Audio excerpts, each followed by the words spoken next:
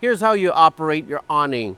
First of all, before we dive into that, you're gonna have to make sure that your engine is turned off. If your engine's turned on, your awning won't operate. So make sure your power is off or your engine.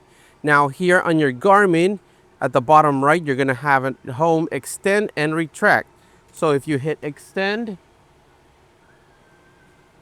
your awning will start to extend out. I think it goes out around 5 to 6 feet out.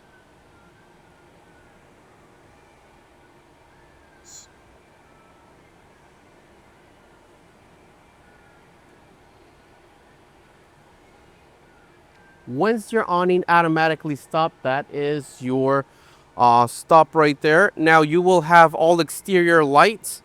And again, you will see the LED strip on the awning itself.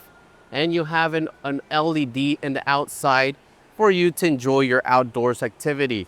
Once you're done, just hit retract. And it will start retracting